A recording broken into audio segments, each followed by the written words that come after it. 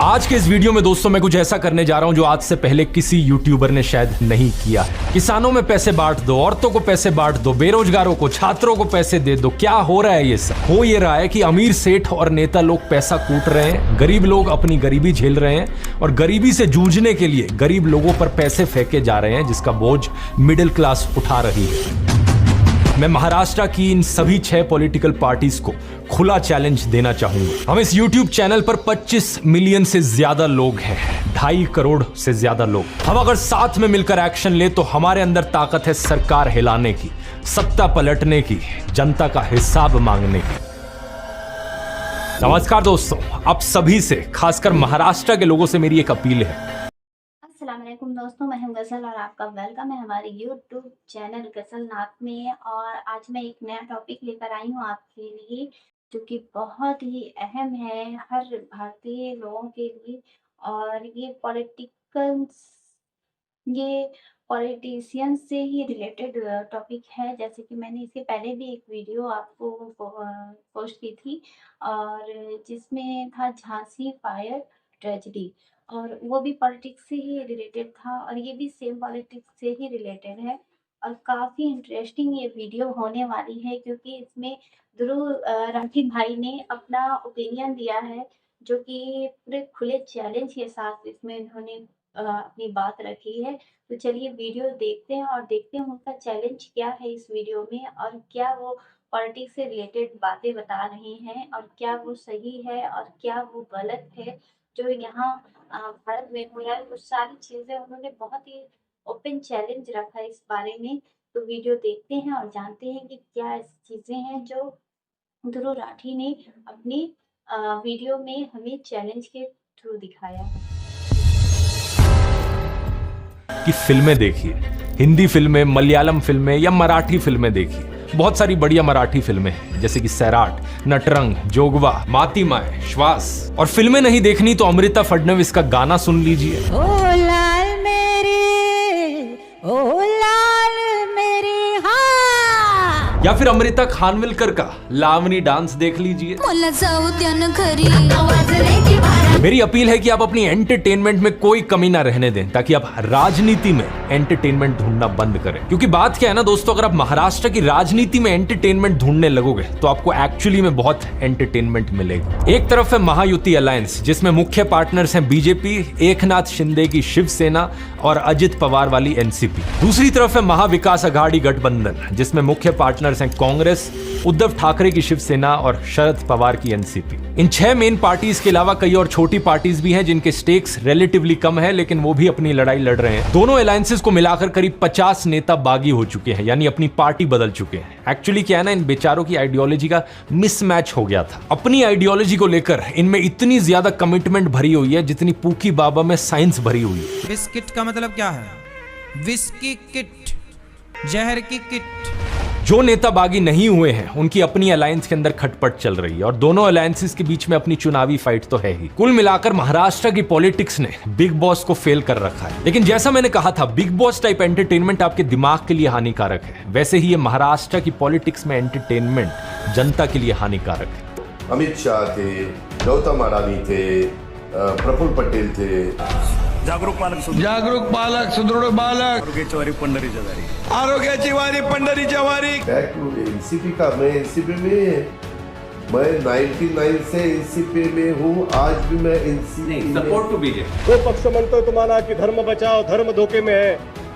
खरं म्हणजे ते धर्माला प्रार्थना करतायत की आमचा पक्ष धोक्यात आहे, तुम्ही आम्हाला वाचवा। इस राजनीतिक सियासी सर्कस का असर यह हुआ है कि जनता के जरूरी मुद्दे गए भाड़ में। जनता के जरूरी मुद्दों को लेकर कोई फैक्ट्स, फिगर्स, कोई डिटेल्ड रिपोर्ट्स कुछ भी मीडिया में नहीं दिखाई जा रही है। अलग अलग पार्टियों के मैनिफेस्टो में जो वादे हैं, उनकी फीजिबिलिटी एनालिसिस की बात कोई नहीं कर रहा है। क्या ये वादे सही में पूरे किए जा सकते हैं, या फिर ये सिर्फ चुनावी मौसम के जुमले हैं? क्या इन वादों को अचीव करने का कोई सॉलिड प्लान किसी पार्टी के पास है? इसलिए कह रहा हूं कि एंटरटेनमेंट के लिए फिल्में, वेब सीरीज, नाच ठिकाना देख लो, लेकिन राजनीति में मसाला मत ढूंढो। नेता आपस में लड़ रहे हैं, उन्हें लड़ने दो, लड़ने दो, मरने दो, करने दो। आप अपने मुद्दों को ढूंढो कि रोजगार मिलेगा या नहीं, किसी कंपनी से चंदा लेकर उनकी खराब दवाई तो पास नहीं करा दी जाएगी, औरतों के लिए सुरक्षा होगी या नहीं, किसी अमीर बाप का बेटा अपनी पोर्शे की गाड़ी किसी के ऊपर चढ़ा देगा तो उन्हें जस्टिस मिलेगा या नहीं, महंगाई पर लगाम कसी जाएगी या नहीं, किसानों के जीवन में हरियाली आएगी या नहीं। आज के इस वीडियो में दोस्तों मैं कुछ ऐसा करने जा रहा हूं जो आज से पहले किसी यूट्यूबर ने शायद नहीं किया है। जनता के मुद्दे तो मैंने बहुत उठाए हैं, उनके सॉल्यूशंस की भी बहुत बात करी है, लेकिन अब मैं चाहता हूं ग्राउंड लेवल पर चेंज देखना, और इसीलिए इस वीडियो में मैं महाराष्ट्र की इन सभी 6 पॉलिटिकल पार्टीज को खुला चैलेंज देना चाहूंगा। हम इस यूट्यूब चैनल पर 25 मिलियन से ज्यादा लोग हैं, 2.5 करोड़ से ज्यादा लोग। हम अगर साथ में मिलकर एक्शन ले तो हमारे अंदर ताकत है सरकार हिलाने की, सत्ता पलटने की, जनता का हिसाब मांगने की, और साथ ही साथ हमारे अंदर ताकत है देश को सही मायनों में ऊपर ले जाने की। इसलिए आज के इस वीडियो में दोस्तों मैं छत्रपति शिवाजी महाराज के उसूलों पर आधारित मिशन स्वराज का ऐलान करना चाहूंगा। जो भी पॉलिटिकल पार्टी इस मिशन को स्वीकार करेगी, हम उन्हें हाईलाइट करेंगे एग्जैक्टली क्या वो सॉल्यूशंस हैं जिनको इंप्लीमेंट किया जाना चाहिए महाराष्ट्र में सही मायनों में डेवलपमेंट देखने के लिए, जनता का विकास होते हुए देखने के लिए। आइए डिटेल में समझते हैं और फिर काम पर लग जाते हैं इस सपने को हकीकत बनाने के लिए।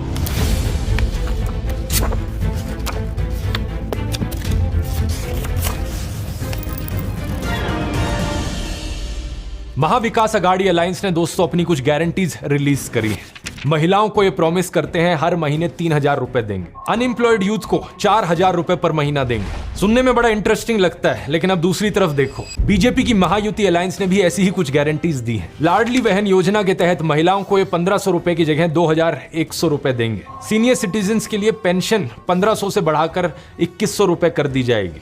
1 लाख छात्रों को महीने 10,000 रुपए दिए जाएंगे। किसानों को 1,250 रुपए दिए जाएंगे हर महीने। बेसिकली दोनों ही अलायंसेस फेंक कर पैसे बांट रही है जनता में। कल्पना चावला ने तो अंतरिक्ष तक उड़ान भरी थी, लेकिन नेताओं की कल्पना दाल चावल से ऊपर तक नहीं उठ रही है। इन सब नेताओं को लगता है कि गरीब लोग हैं, इन्हें कुछ रुपए फेंक दो, दाल चावल खा लेंगे और बस हो गया इनका। कभी सोचकर देखा ये सब पैसे आते कहां से हैं? लेकिन ये सब सरकारी पैसा है जो आता है टैक्स से। वही टैक्स जिसको देते हुए मिडिल क्लास लोगों की कमर टूट जाती है। बुरी खबर यह है कि मिडिल क्लास का साइज कम होता जा रहा है। सरकारी टैक्स डेटा भी यही चीज क्लियरली दिखाता है। इसकी वजह से डिमांड पर एक बहुत बुरा असर पड़ रहा है। Federation of automobile dealers association ने अगस्त के महीने में एडमिट किया कि फैक्ट्रियों और डीलरशिप्स पर 73,000 करोड़ की इन्वेंट्री इकट्ठी हो रखी है। मिनिस्ट्री ऑफ फाइनेंस के लेटेस्ट मंथली रिव्यू में भी इस बात को एक्नॉलेज किया गया कि कंज्यूमर डिमांड कम हो रही है। ऑटोमोबाइल सेल्स और हाउसिंग सेल्स में तो कमी दिख ही रही है, लेकिन हर रोज के फास्ट मूविंग कंज्यूमर गुड्स की बिक्री भी इस स्लो डाउन से बच नहीं पा रही है। एफएमसीजी की वॉल्यूम ग्रोथ देखो, पिछले साल के सितंबर क्वार्टर में अर्बन ग्रोथ 10.2% पर थी, इस बार 2.8% पर आ गई है। और ये चीज हम जानते हैं कि मिडिल क्लास की एक बड़ी परसेंटेज शहरों में रहती है, तो मिडिल क्लास लोगों के लिए पहली चीज तो नौकरी मिलना मुश्किल हो गया है। आईएलओ की इंडिया अनएम्प्लॉयमेंट रिपोर्ट 2023 ने बताया कि 2022 में महाराष्ट्र के पढ़े लिखे लोगों में बेरोजगारी 15% पर पहुंच चुकी है। अगर रोजगार मिलता भी है तो तनख्वाह बहुत कम होती है, और अगर तनख्वाह कुछ ठीक ठाक हो भी जाती है तो टैक्स का बोझ आ जाता है। डायरेक्ट टैक्स के अलावा इनडायरेक्ट टैक्स का भी बोझ होता है जो महंगाई का रूप ले लेता है। जब सर्वाइवल इतना मुश्किल हो रहा है तो बेचारे मिडिल क्लास युवा चिल कैसे करें? पीस पुलाव 95, दाल मखनी 56, पनीर पकौड़े 45, टोटल 356, टैक्स लगा के 403। टैक्स किस बात का? खाने पे भी टैक्स? अच्छा, बात यह भी है कि टैक्स देने में कोई दिक्कत नहीं है, लेकिन उस टैक्स के बदले मिल क्या रहा है मिडिल क्लास लोगों को? सरकारी स्कूलों में अपने बच्चे को लोग पढ़ा नहीं सकते क्योंकि वहां कोई क्वालिटी एजुकेशन नहीं है। प्राइवेट स्कूलों में फीस बढ़ती जा रही है। हिंदुस्तान टाइम्स की इस रिपोर्ट को देखिए, मुंबई के दादर इलाके में एक स्कूल ने पहली क्लास में एडमिशन के लिए 86,000 रुपयों की डिमांड करी। पेरेंट्स ने स्कूल में फीस हाइक के बारे में सवाल किया तो स्कूल मैनेजमेंट ने 2 टूक जवाब देते हुए कहा कि या तो फीस भरो या सरकारी स्कूल में ले जाओ। बोरीवली के एक स्कूल में तीसरी क्लास की फीस 1,35,000 रुपए बताई गई। कहा जाता है कि कैपिटलिज्म में कंज्यूमर्स को चॉइस मिलती है, लेकिन यहाँ मिडिल क्लास पेरेंट्स के पास क्या चॉइस है? इस वाले प्राइवेट स्कूल द्वारा लुटना पसंद करोगे या दूसरे वाले प्राइवेट स्कूल द्वारा लुटना पसंद करोगे? अगर बहुत सारे सरकारी स्कूल हो जहां पर अच्छा इंफ्रास्ट्रक्चर हो और क्वालिटी एजुकेशन दी जाए तो इन प्राइवेट स्कूलों की हालत बुरी हो जाएगी। कंपटीशन के चलते इन्हें अपनी फीस कम करनी पड़ेगी, लेकिन सरकारी स्कूलों में क्वालिटी एजुकेशन है ही नहीं। मिडिल क्लास माँ बाप को अपने बच्चे के भविष्य की चिंता है और इसलिए वे अपना पेट काट कर उसे प्राइवेट स्कूल भेज रहे हैं। ये ब्लैकमेल नहीं तो और क्या है? पब्लिक ट्रांसपोर्ट की बात करी जाए तो मुंबई लोकल में हो रही ओवरक्राउडिंग के ये भयानक नजारे देखने को मिलते हैं, लेकिन इसे स्पिरिट ऑफ मुंबई कहकर पल्ला झाड़ लिया जाता है। इस साल अगस्त के महीने में सेंट्रल रेलवे और वेस्टर्न रेलवे ने बॉम्बे हाईकोर्ट में एफिडेविट जमा किया, जिसमें बताया गया कि पिछले 20 सालों में मुंबई की इन सबअर्बन ट्रेन से गिरकर 51,800 लोगों की मौत हो चुकी है। एवरेज निकाली जाए तो हर साल 2,500 से ज्यादा लोग मुंबई की इन लोकल ट्रेनों से गिरकर मर गए। इंसानों को कीड़े मकोड़े बनाकर रख दिया है। बीएमसी के चीफ ने बॉम्बे हाईकोर्ट को कहा कि इस साल बारिश कुछ ज्यादा हो गई, इसलिए सड़क पर ज्यादा गड्ढे हो गए हैं। बल्कि सच्चाई यह है कि बारिश की वजह से गड्ढे नहीं होते, बल्कि सही ड्रेनेज ना होने की वजह से गड्ढे होते हैं। सरकारों को सही से सड़क बनानी कब आएंगी, जहां पर प्रॉपर ड्रेनेज हो, फुटपाथ हो, साइड वॉक हो। 2 साल पहले महाराष्ट्र के चीफ मिनिस्टर एकनाथ शिंदे ने अनाउंस किया था कि मुंबई की सड़कों को पॉट होल फ्री कर देंगे, लेकिन 16 महीने में टारगेट की केवल 9% सड़कों को कंक्रीट किया जा सका। Doctor Shankar Rao Chavan government medical college and hospital में पिछले साल केवल 72 घंटे के अंदर 31 मौतें हो गई, जिनमें 16 बच्चे थे। देखा गया कि इस हॉस्पिटल के प्रेमिसेस में सुअर घूम रहे थे। Pigs roamed as relatives of patients went about their chores, some brushing their teeth, some washing utensils. कोई हाइजीन और सफाई नहीं थी। उससे एक हफ्ते पहले छत्रपति शिवाजी महाराज अस्पताल में 24 घंटे के अंदर 18 पेशेंट्स की मौत हो गई थी। बॉम्बे हाईकोर्ट ने महाराष्ट्र के हॉस्पिटल्स की कंडीशंस को अनएक्सेप्टेबल कहा था और सरकार को कड़ी चेतावनी इशू की थी। महाराष्ट्र के गरीब लोगों के पास इन हॉस्पिटल्स के अलावा कोई ऑप्शन ही नहीं है, लेकिन मिडिल क्लास लोग वो इन सरकारी हॉस्पिटल्स में अपने बच्चों को भेजने से डरते हैं, प्राइवेट हॉस्पिटल्स में भेजते हैं और वहां पर लुटते हैं महंगी फीस देखकर। अब चलो, अपनी छाती पर मुक्का मारकर सब सहन कर लिया मिडिल क्लास ने, प्राइवेट स्कूल और प्राइवेट अस्पताल ही से, लेकिन प्राइवेट हवा कहां से लाओगे? फ्रंट लाइन में छपी हुई इस खबर को देखिए। दिसंबर 2020 में आईसीएमआर की रिपोर्ट रिलीज हुई। पता चला कि देश में उत्तर प्रदेश के बाद महाराष्ट्र दूसरे नंबर पर है एयर पोल्यूशन से होने वाली डेथ्स की लिस्ट में। 2019 में महाराष्ट्र में 1,39,118 लोगों ने प्रदूषित हवा की वजह से अपनी जान गंवा दी। और ये प्रदूषण सिर्फ शहरों में नहीं है, बल्कि रूरल और सेमी रूरल इलाकों में भी गार्बेज का कोई प्रॉपर वेस्ट मैनेजमेंट नहीं है। कूड़ा ओपनली सड़कों पर फेंक दिया जाता है, फिर गार्बेज डंप पर आग लगा दी जाती है और ये एयर पोल्यूशन का एक मेजर कंट्रीब्यूटर है। मई 2022 की इस खबर को देखिए। वर्ल्ड बैंक ग्रुप ने एक पेपर पब्लिश किया था, air pollution and poverty, PM 2.5 exposure in 211 countries and territories. इसमें बताया गया कि महाराष्ट्र के 97.6% लोग ऐसी हवा में सांस ले रहे हैं जो सेफ लेवल के बियॉन्ड प्रदूषित है। सोचिए कि आपके घर के बच्चों की लंग्स पर, उनकी सेहत पर इसका कितना खतरनाक असर पड़ता होगा। कितनी इलेक्शन रैलीज में आपने इन मुद्दों का जिक्र होते हुए सुना है। आम आदमी पार्टी के नेता राघव चड्ढा ने सही कहा था, We in India today pay taxes like England to get services like Somalia. कुल मिलाकर हो ये रहा है कि अमीर सेठ और नेता लोग पैसा कूट रहे हैं, गरीब लोग अपनी गरीबी झेल रहे हैं और गरीबी से जूझने के लिए गरीब लोगों पर पैसे फेंके जा रहे हैं, जिसका बोझ मिडिल क्लास उठा रही है। किसानों में पैसे बांट दो, औरतों को पैसे बांट दो, बेरोजगारों को, छात्रों को पैसे दे दो। क्या हो रहा है ये सब? शायद आप मेरे मुंह से ये आर्ग्यूमेंट सुनकर हैरान हो रहे हो कि मैंने तो हमेशा किसानों के मुद्दे उठाए हैं, भगत सिंह के विचारों को फैलाया है, गरीबों के हक की बात करी है, बेरोजगारों का दर्द समझते हुए डिटेल्ड वीडियो बनाया है, तो फिर आज मैं ये सब ऐसा क्यों कह रहा हूं? देखिए दोस्तों, बात यहाँ पर फाइनल डिटेल्स की है, मामले की बारीकियों को समझिए। मैंने फ्रीबीज पर एक पूरा अलग से वीडियो बनाया था, अगर आपको याद हो तो, जिसमें मैंने बताया था कि अगर लोगों को बेसिक एमिनिटीज फ्री में मिले, जैसे कि बिजली की कुछ फ्री यूनिट, या फिर फ्री का पानी एक सर्टेन लेवल तक, या फिर free education, free health care, या फ्री बस यात्रा, तो लोग कुछ काम करने के लिए केपेबल हो पाते हैं, समाज और देश में अपना कंट्रीब्यूशन देने के लायक बन पाते हैं। किसी बच्चे को हम ये नहीं कह सकते कि तू गरीब घर में पैदा हुआ है, तेरी बुरी किस्मत है, हम क्या करें इसमें। राष्ट्रवाद का यही मतलब है कि हम एक राष्ट्र हैं, एक लोग हैं, सभी पर एक दूसरे की जिम्मेवारी है और हर एक बच्चा देश का भविष्य है। इसलिए अगर ये बेसिक एमिनिटीज फ्री में दी जाएं तो ये एक अच्छी बात है, ताकि सभी बच्चों के लिए एक स्टार्टिंग लाइन हो सके। अब बात जहां पैसे देने की आती है, उसका भी एक जस्टिफिकेशन हो सकता है, जैसे कि अगर कोई देश रिसेशन में चला गया, कोई एक्स्ट्राऑर्डिनरी सिचुएशन चल रही है, लोगों के पास कुछ खरीदने के लिए पैसे नहीं है, इसकी वजह से डिमांड नहीं आ रही, डिमांड ना होने की वजह से फैक्ट्रियां काम नहीं कर रही और इस वजह से बेरोजगारी है, और बेरोजगारी की वजह से लोगों के पास पैसे नहीं है। ये एक डेडलॉक वाली सिचुएशन हो जाती है और इस डेडलॉक को तोड़ने के लिए लोगों को पैसे दिए जा सकते हैं। इकोनॉमिस्ट ने जनता में इस पैसे बांटने की स्ट्रैटेजी को हेलीकॉप्टर ड्रॉप का नाम दिया है और यह आइडिया पहली बार इकोनॉमिस्ट मिल्टन फ्रीडमैन ने 1969 में दिया था। अपने कांग्रेस नेता राहुल गांधी के कुछ पुराने भाषणों में इसका जिक्र सुना होगा। इस तरह डिमांड को स्टिमुलेट करने की कोशिश की जाती है। लोग इस पैसे से कुछ खरीदेंगे, डिमांड आएगी, प्रोडक्शन बढ़ेगी, रोजगार मिलेगा और इस तरह से एक ठप हुई इकोनॉमी को फोर्स्ड किक स्टार्ट दिया जा सकेगा। इकोनॉमिस्ट एडवर्ड मिगेल की 2019 की एक रीसेंट स्टडी ने भी इस फिनोमेना पर मुहर लगाई थी। तो यहां तक बात समझ में आती है, लेकिन अब इमेजिन कीजिए पैसे बांटने को एक कंटिन्यूस चीज बना दिया जाए। सॉरी, इमेजिन करने की जरूरत नहीं, किसी भी इलेक्शन का नजारा देख लीजिए। ये रुपये बांटना एक कंटिन्यूस चीज बन गई है, किसी बड़ी स्ट्रैटेजी का हिस्सा नहीं है ये। इसके सिर्फ दो मकसद है, पहला ये कि इससे वोट मिलेंगे और दूसरा ये कि स्लेवरी को कंटिन्यू रखना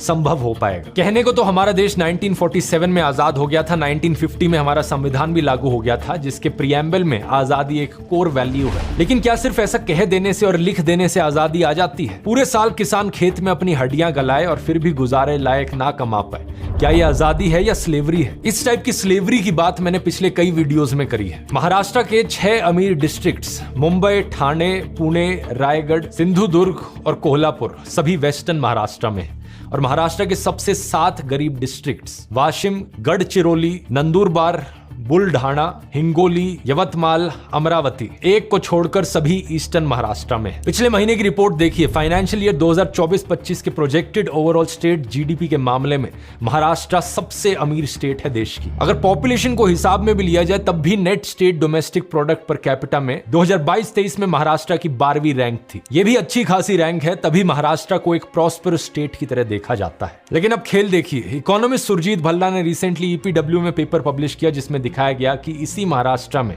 ग्रामीण गरीबी पूरे देश की एवरेज से भी ज्यादा है। दिसंबर 2023 में पब्लिश हुआ एनसीआरबी का डेटा देखिए, 2022 में खेती से जुड़े हुए 11,290 लोगों की आत्महत्या से मृत्यु हुई। नंबर 1 पर कौन सा स्टेट? महाराष्ट्र। देश में जितने भी फार्मिंग रिलेटेड आत्महत्या के केसेस होते हैं उसके 38% सिर्फ इस एक स्टेट में है। दूसरे नंबर पर कर्नाटका है, ये भी एक प्रॉस्परस स्टेट है, नेट एसडीपी पर कैपिटा में 7वीं रैंक पर है। तो सवाल ये उठता है कि इन समृद्ध राज्यों में किसान अपनी जान लेने के लिए क्यों मजबूर हो जाता है? इस ग्राफ में देखिए महाराष्ट्र और कर्नाटका का बार दूसरी स्टेट्स के मुकाबले में कितना ऊपर है। यकीन मानिए कि ये एक संयोग नहीं प्रयोग है। इंडियन पिक्सल्स द्वारा दिसंबर 2022 में बनाया गया महाराष्ट्र का ये नक्शा देखिए, ये चिल्लाकर महाराष्ट्र में इनइक्वालिटी की कहानी कहता है, लेकिन नेताओं को कुछ सुनाई देता ही नहीं। इस नक्शे में जो डिस्ट्रिक्ट्स हरे दिख रहे हैं वो अमीर हैं और जो रेड या ऑरेंज हैं वो गरीब हैं। ईस्टर्न साइड में सिर्फ एक नागपुर ग्रीन में दिख रहा है, उसके अलावा सभी डिस्ट्रिक्ट्स रेड, ऑरेंज, येलो। इनका annual GDP per capita 3 lakh से भी कम है। और वेस्टर्न साइड में सभी ग्रीन, सभी का 3 लाख से ज्यादा, मुंबई का तो 6 लाख से ज्यादा। जो ईस्टर्न महाराष्ट्र का इलाका है ये खेती का इलाका है, सूखा है, इसे विदर्भ कहा जाता है। इसी इनइक्वालिटी से तंग आकर यहाँ स्टेटहुड की भी डिमांड उठती रही। लेकिन इस बिना पर आप कितने अलग अलग स्टेट्स बनाएंगे? क्योंकि ये इनइक्वालिटी दोस्तों सिर्फ अमीर डिस्ट्रिक्ट्स और गरीब डिस्ट्रिक्ट्स के बीच नहीं है, बल्कि हर एक डिस्ट्रिक्ट के अंदर भी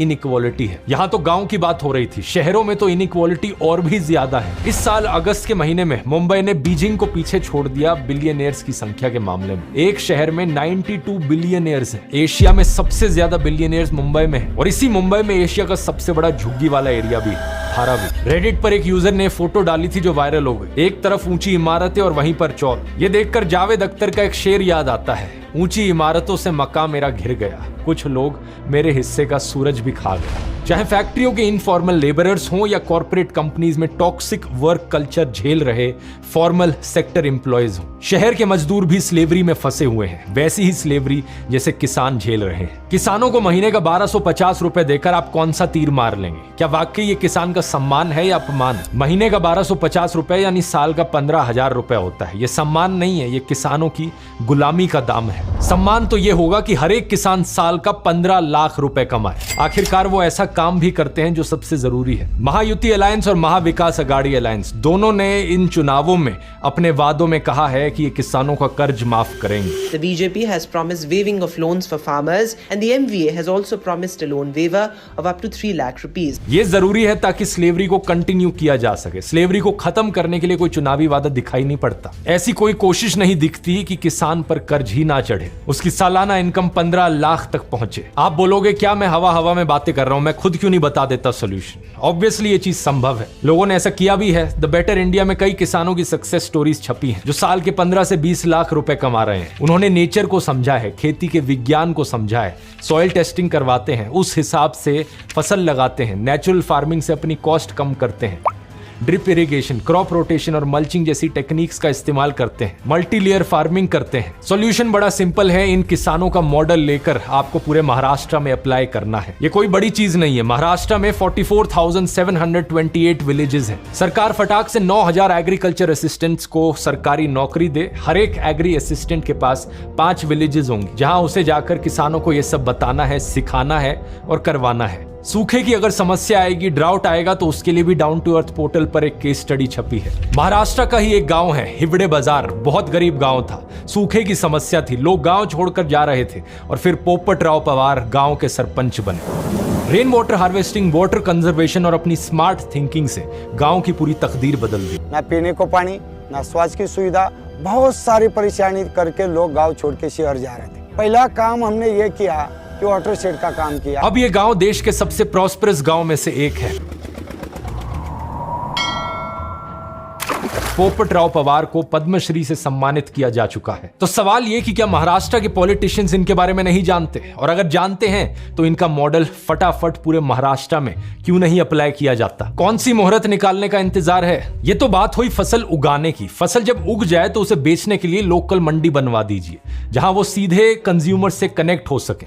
किसानों के कोऑपरेटिव बनवा दीजिए, फूड प्रोसेसिंग में उनकी मदद कर दीजिए। डॉक्टर रमन जेनेयुलू ने फार्मर्स का ऐसा ही एक ब्रांड बनाया है, सहज आहारम। महाराष्ट्र के नेता भी ऐसा कर क्यों नहीं देते? केवल किसानों के लिए ही नहीं, दूसरे जो आर्टिजन्स हैं, क्राफ्ट्समैन हैं, उनकी भी दुकानें जमाने में मदद की जाए। बेरोजगारी की जो समस्या है ये बड़ी कंपनियों से दूर नहीं होने वाली है, क्योंकि कंपनियों का बिजनेस वॉल्यूम बढ़ता रहता है, लेकिन इकोनॉमीज ऑफ स्केल के चलते रोजगार में इजाफा नहीं होता है। बेरोजगारी की समस्या छोटे उद्योगों को प्रमोट करने से ही दूर होगी, स्मॉल एंड मीडियम बिजनेसेस जो लेबर इंटेंसिव होते हैं। और हैंडमेड गुड्स, कॉटेज इंडस्ट्रीज के चलते पोल्यूशन को भी कम किया जा सकता है। सरकार भी इससे रेवेन्यू कमा सकती है। अरे महाराष्ट्र के नेताओं, कम से कम इस तरह के झूठे वादे ही कर दो। फिलहाल तो चुनावी वादों का लेवल ही इतना नीचे हो रखा है। क्वालिटी एजुकेशन का भी कोई वादा दिख नहीं रहा। फ्री एजुकेशन नहीं चाहिए, फ्री क्वालिटी एजुकेशन चाहिए, और ये करना भी कोई बड़ी चीज नहीं है। पहली बात, कॉन्ट्रैक्ट पर टीचर भर्ती करने बंद करे जाए। 2 महीने पहले महाराष्ट्र के जिला परिषद स्कूलों के 1 लाख टीचर्स ने इसके खिलाफ प्रोटेस्ट किया था। इन टीचर्स ने बैनर पकड़ा हुआ था, लेट अस टीच, यानी पढ़ा लेने दो हमें। सरकारी टीचर्स को दुनिया भर के कामों में उलझा कर रखा जाता है, चाहे दिल्ली के टीचर्स हो या महाराष्ट्र के। बाकी सब कामों के लिए एडमिन असिस्टेंट्स रखिए नौकरी पर। परमानेंट टीचर्स की संख्या को डबल कीजिए। अपने education minister, secretary, school inspectors को नींद से जगाइए। केवल आपकी नियत पर कृपा अटकी हुई है। पुलिस का मामला भी यही है। कुल मिलाकर महाराष्ट्र पुलिस में करीबन 2,30,000 की फोर्स है।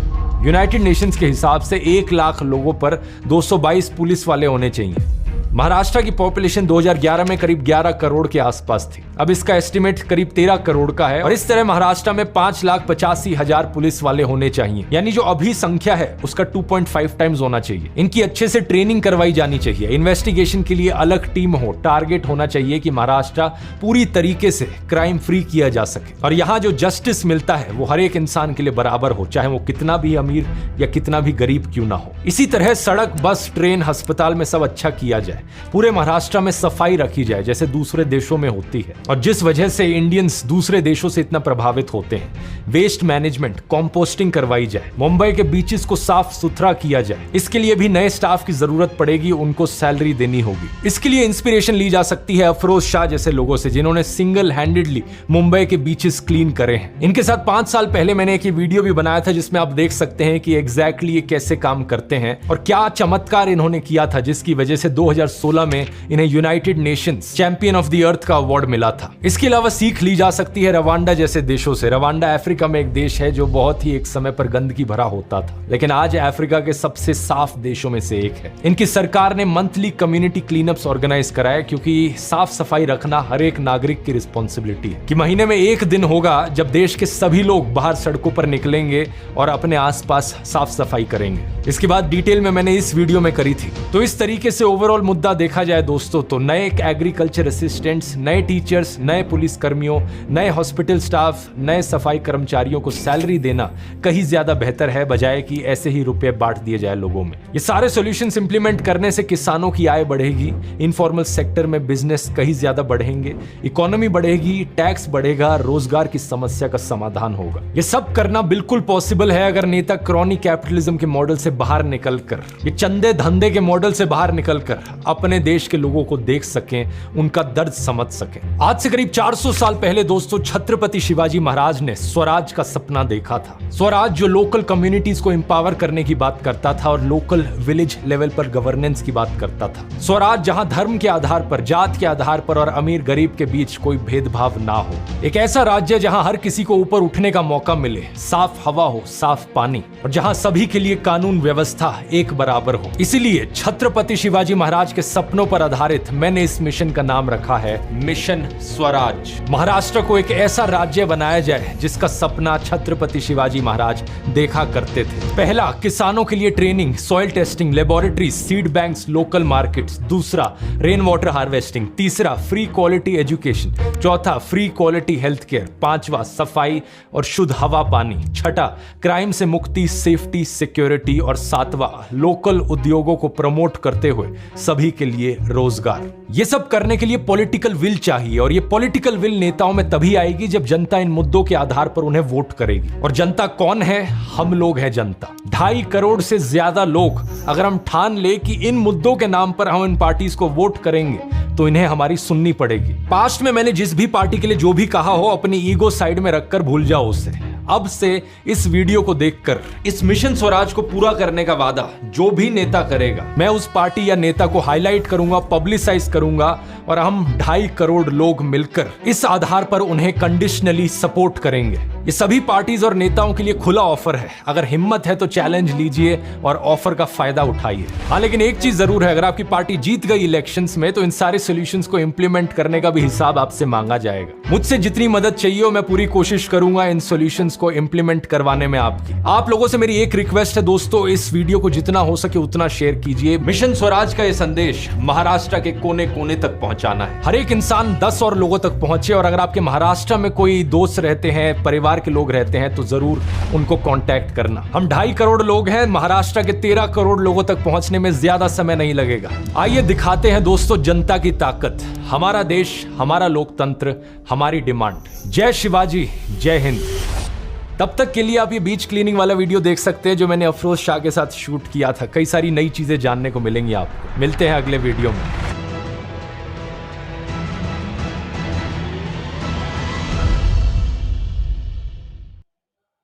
दोस्तों, ये थी ध्रुव राठी भाई की वीडियो, जो कि इसमें खुला उन्होंने एकदम चैलेंज दे रखा है हम सभी भाई बहनों को, क्योंकि इंडिया से अभी चुनाव होने वाले हैं शायद महाराष्ट्र में।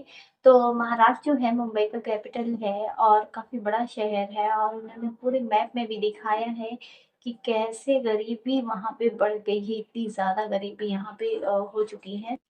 तो ऐसे मुद्दों को लेकर ये इन्होंने ये वीडियो बनाई है, और एक खुला चैलेंज उन्होंने रखा है जो कि पॉलिटिक्स से रिलेटेड सारी चीज़ें हैं, और बहुत ही अहम चीज़ इन्होंने बताई है जो कि आम जनता भी जानती है कि हाँ, किसानों के साथ और यहाँ की जो स्कूल है और बाकी चीज़ें, रोज़गार है, इन सब की परेशानियाँ हर कोई झेल रहा है, हर कोई इससे जूझ रहा है, और हर कोई इस तकलीफ़ को समझता है। शायद हमारे नेता भी इसे समझकर भी अनसुना करते हैं, या वो कुछ और मिशन के वजह से इस चीज़ को फॉलो नहीं करते, जनता की समस्या को नहीं देख पा रहे हैं। तो इस चीज़ को लेकर ध्रुव राठी भाई ने बहुत अच्छा मिशन स्टार्ट किया है, और हो सके तो इनका वीडियो बहुत ज़्यादा आप सब शेयर करें, और जितना हो सके उनके इस मिशन को कामयाब हो जाए, क्योंकि ये मिशन सिर्फ उनका ही नहीं है, ये पूरे भारत के लोगों का, जनता का, और यहाँ जो परेशानी में झेल रहे जो गरीब तबके के लोग हैं, जो किसान हैं, वो काफ़ी ज़्यादा परेशानियाँ उठाते हैं इन सारी चीज़ों से। और बहुत अहम इन्होंने एक रोल ये भी बताया है कि किस-किस को वो प्रोवाइड करें कि हमारी ये समस्या को हल करने में कोई परेशानी भी ना हो। किसान के लिए कैसे आर्किटेक्चर को रखना है और कैसे-कैसे मतलब सारी सॉल्व भी दिखा रहे हैं वो इस वीडियो में। तो इनकी राय तो वो बताएँ आप सब कैसी लगी आपको, और इनकी वीडियो ज़रूर शेयर करें आप सब। और बहुत अच्छा लगा है कि इन्होंने महान भारत देश के बारे में इतना सोचा है। और आप सब भी जल्द से जल्द मुझे कमेंट करें और बताएं वीडियो कैसी लगी। और मैं जल्दी फिर मिलूंगी आप सबसे एक नई वीडियो में नए टॉपिक के साथ। तब तक के लिए आप सब अपना बहुत सारा ख्याल रखें। अल्लाह हाफिज।